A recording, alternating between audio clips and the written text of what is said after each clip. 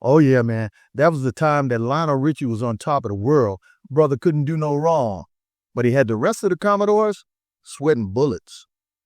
Mr. Mindset on the airways tonight, dropping wisdom, heavy groove, feeling right. It's the music mindset, vibe that feels so right. Hey guys, thanks for coming back to the Music Mindset channel. I want to shout out the subscribers and all of the members on the channel. I appreciate you guys being here and supporting the channel. And if you're not in that category, go ahead and hit that subscribe button and make sure you like the video before you leave. But anyway, today we're getting into Lionel Richie and the Commodores. Hey man, I remember the Commodores back in the day. Brick House, Easy Like Sunday Morning, Lady. They had a whole list of songs that they did, and all of them were hot and stuff like that. But there was one I really liked a whole lot, was Zoom. If you haven't heard Zoom, check that one out. Zoom that's a journey, man. That's a really nice song they got right there. But what we're talking about today is that there was a time where Lionel Richie kind of bailed out on the Commodores and left them hanging.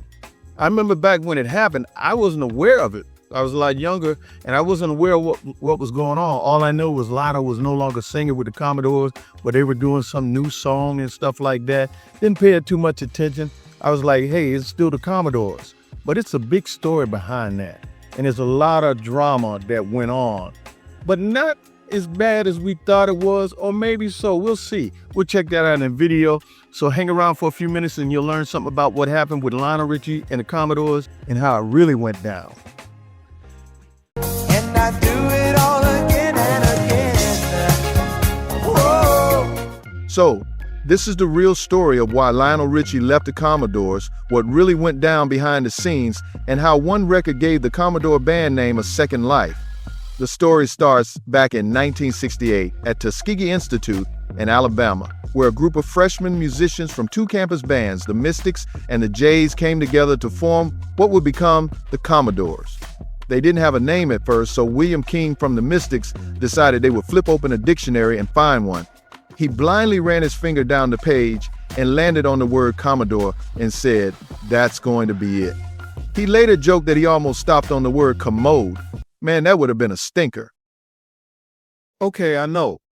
But this new band built their reputation grinding on the college circuit until they caught a huge break opening for the Jackson 5. That tour got Motown's attention, and by 1972, the Commodores were officially signed. From there, the funk was heavy and the hits were real. Machine Gun, Brick House, Lady, Fancy Dancer, Too Hot to Trot. They were one of the few Motown acts who could blend dance floor funk with smooth, emotional ballads like Easy and 3 Times a Lady. By the late 70s, Lionel Richie's songwriting and voice had become the centerpiece of the group. But success can be a tricky thing. When you've got one member writing most of the hits, the spotlight starts to shift. Motown saw it too. In the early 80s, they suggested Lionel try a solo project. So he did. That solo album wasn't meant to break up the band. It was supposed to be a side thing, but the record exploded. Songs like Truly shot to #1, and suddenly Lionel wasn't just the Commodores frontman, he was a superstar. The problem that happened with the Commodores was it was so difficult from a press point of view. It was very painful. I've been through this with the guys. When one guy gets a hit record and no one else gets the hit record, you know what that feels like. And the press kept saying terrible things like, what's a guy like Lionel Richie doing in a band like the Commodores? Try to go back to a rehearsal after that. It's very difficult. And the unity that had carried them from Tuskegee to Motown was fading fast. Richie's solo stuff was getting a lot of traction now, and the truth is, the Commodores as a group couldn't compete with that momentum. By 1982, Lionel officially stepped away. It wasn't a dramatic breakup. It was more like a slow realization that they were on different paths. We didn't really think of it as being this long. It's just going to be a break for a minute to kind of get everybody's attitude down a little bit. It's just that right after that, All Night Long happened. Endless Love. But for the rest of the Commodores, it felt like the floor dropped out. They'd lost their main voice, their songwriter, and their identity all at once. Then came 1984, when tragedy struck the entire music world. Soul singer Marvin Gaye, whose career spanned over 25 years, including the birth of the Motown sound to the 80s, was shot to death yesterday in Los Angeles. Marvin Gaye was shot and killed by his own father. Good evening. A long line of mourners said goodbye to Detroit's Jackie Wilson today. Jackie Wilson, the man who inspired generations of singers, also passed away that same year. Your love lifted me high. He'd been in a coma since collapsing on stage back in 1975 when he suffered a heart attack and hit his head. After nearly 9 years, he finally passed in 1984. Those losses hit the Commodores hard, but Marvin had been a label mate at Motown, someone they looked up to and learned from, and Jackie Wilson was one of the early voices who made R&B what it was. For the remaining Commodores, those losses hit deep. They decided to channel that pain into something meaningful. That something became Nightshift. Marvin, he was a friend of mine. The song was written by Walter Orange, Dennis Lambert, and Fran Gold, and this would also be an opportunity to introduce new member J.D. Nicholas. Jackie, hear what you doing now. He used to be part of the group Heatwave, but was now replacing Lionel Richie at that time. Gonna be some sweet sounds coming down on the night. Dennis Lambert produced it, and it became a heartfelt tribute to Marvin and Jackie, two men who'd given everything to music. When Nightshift dropped in 1985, it was magic. The song climbed to number 3 on the Billboard Hot 100, hit number 1 on the R&B charts, and won the Commodores their first ever Grammy for Best R&B Performance by a duo or group with vocals. It was their comeback moment, a reminder that they could still make people feel something deep without Lionel Richie.